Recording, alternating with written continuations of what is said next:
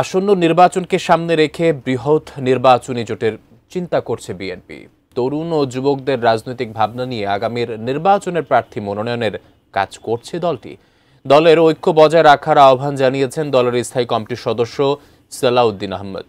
অন্যদিকে রাজনৈতিক সংস্কৃতির পরিবর্তন না আনতে পারলে কোনো সংস্কার কাজে আসবে না বলে মন্তব্য করেন দলের স্থায়ী কমিটির আরেক সদস্য আমির খসরু মাহমুদ চৌধুরী। সোমবার সকালে রাজধানীর শেরেবাংলা নগরে শহীদ রাষ্ট্রপতি জিয়াউর রহমানের সমাধিতে তারুণ্যের ঢল। জাতীয়তাবাদী যুব দলের ৪৭তম প্রতিষ্ঠাবার্ষিকী উপলক্ষে রাজধানীর বিভিন্ন এলাকা থেকে ব্যানার নিয়ে শ্রদ্ধা জানাতে আসেন নেতাকর্মীরা। যুবদলের সভাপতি এম মুনায়েম মুন্না ও সাধারণ সম্পাদক নুরুল ইসলাম নয়নের নেতৃত্বে দলের প্রতিষ্ঠাতার আত্মার মাগফিরাত কামনা করে বিশেষ মোনাজাতে অংশ নেন তারা।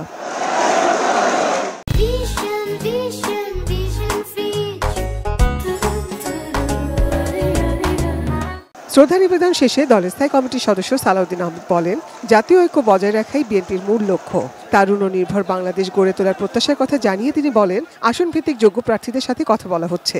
আমরা সমগ্র বাংলাদেশে আসন ভিত্তিক সকল যোগ্য প্রার্থীদের, একাধিক যোগ্য প্রার্থীদের সাথে আমরা কথা বলেছি। এটা তারই প্রক্রিয়ার একটি অংশ। আমরা একই মেসেজ দিতে চাই, যাতে আমাদের দলের ভিতরে ঐক্য থাকে, জাতির মধ্যে ঐক্য থাকে। যাদের সাথে আমরা যুগপৎ আন্দোলন করেছি এবং অন্যান্য একটা বৃহৎ জোটের জন্য আমরা চিন্তা করছি, সবাইকে নিয়ে ঐক্যবদ্ধভাবে যাতে আমরা আগামীতে এই নির্বাচনে বৈতরণী পার হতে পারি। তবে জাতির মধ্যে ঐক্যটাই হচ্ছে আমাদের সবচেয়ে বড় শক্তি। সেই ঐক্য বজায় রাখার জন্য কেউ যাতে বিভেদের পথে না যায়, সেই মেসেজটা আমরা দিচ্ছি।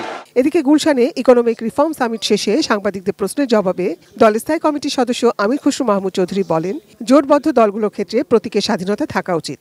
আমার মনে হয় চয়েসটা একটা ক্যান্ডিডেটের থাকতে হবে, সে কি কোন মার্কাই করবে এটা তার নিজস্ব ব্যাপার। ওই রেস্ট্রিকশনের প্রয়োজন নাই, এটা তো আগেও ছিল না। আমির খসরু বলেন, রাজনৈতিক সংস্কৃতির পরিবর্তন না আনতে পারলে কোনো সংস্কার কাজে আসবে না। বাংলাদেশের রাজনীতিতে সাংস্কৃতিক পরিবর্তন আনতে না পারলে শত সংস্কার করেও কোনো লাভ হবে না।